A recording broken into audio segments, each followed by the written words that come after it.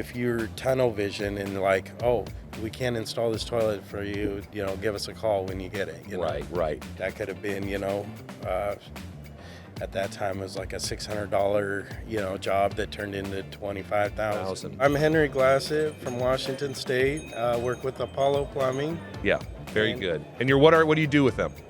So I am currently a senior technician and also a plumbing supervisor. So, if somebody has a question, my phone's going off, In my first year, I did break $1 million. Another goal I had was the least amount of recalls. Oh, nice. And I got 0. It's in my nature to help people. Yeah. I love helping people. Right. And so getting paid to help people and solve their problems, that's a win-win for me. You got into plumbing somehow. Was that the reason why you decided to get into plumbing or find a trade? Right. So I wasn't. Responsibility now? Really wasn't making it in retail. I was selling, but at the same time, I needed a more stable income. And, hours were all over and days of the week. So I was just like, I'm going to look for something else. So, like we were talking about, looking in the newspaper. That's how I got this job. Exactly. 20-some years ago. Yeah. There's a section called the classifieds. And I like that we have to explain that to people, by the way, that watch this. So I'm looking through and I see a labor position and ended up being for a commercial plumbing outfit. Okay. And so I was drilling holes for 8 months, just pushing a drill. And, now, why did you stick with it instead of going, the hell with this, I'm going to go back and do something else? I knew I was built for it. A coworker had found Apollo and he was just building it up and saying how great it is. And, he put it in his 2 weeks and here's 3 weeks later. I'm like, hey, I thought you were heading over to Apollo. And he goes, no, I got a counter offer. And so I'm like, all right. So they're looking. So long story short, I went and I had already applied to and I got the job and I love it. You set the expectations for how it's going to go, or you just go right into the problem? People are busy. People don't want to get overwhelmed. So, just kind of given that that tone, that body language, like, hey, we're here to solve your problem. We're here to take care of you. Right. Right. So, and that goes a long ways. You're in there just pushing sales and everything, and they can read that. For sure. I wouldn't make it as a car salesman. I'll usually do the initial walkthrough. And what do you say to the homeowner when you start wandering out of the bathroom to go look at it? Well, I would say, do you have any other plumbing issues in the house? Have you had issues with this before? And has anybody worked on this before? Just discovery questions. Sure. Do you know where your emergency shutoff is? If this, let's just say that the toilet got clogged and it's running and now it's spilling over. Do you know how to shut the water down? That's a good one, and all of a sudden that gets you walking through the house. Right. You can identify other problems. And then you see the water heater and it's got cobwebs all over it, or, boxes stacked all around it. And, Right. So in that case, though, say the shutoff is in bad shape. Yeah. It's in bad shape. It's how do you explain to people this is... You don't want to scare them, right? But this is a scary thing, right? So how do you educate someone without freaking them out? Yeah. Well, I would say, let's say you're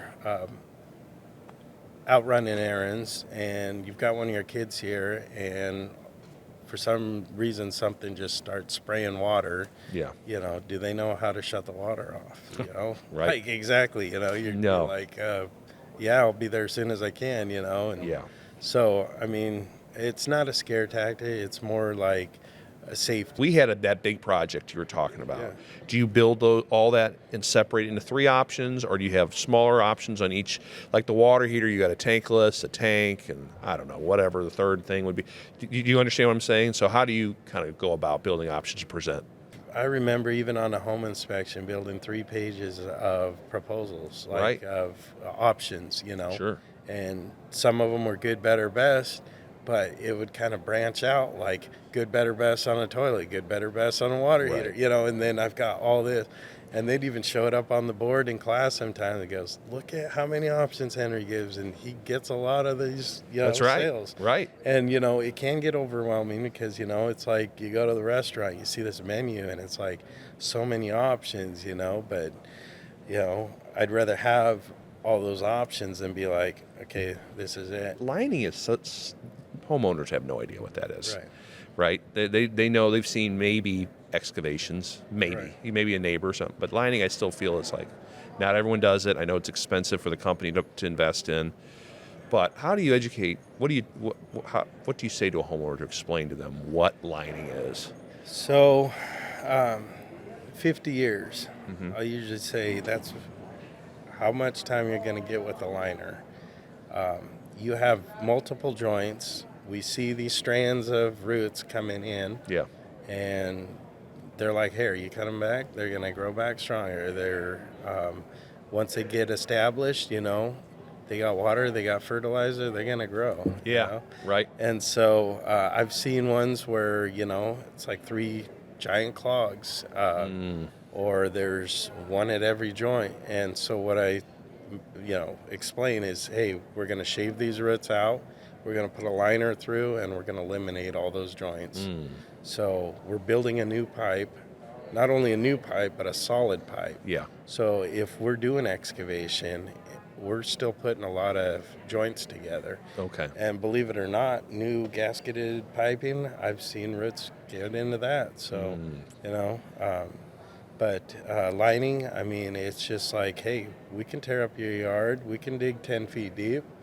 Is that what you want to do? I mean, we'll Right. do with this how you want to do it. But, Right.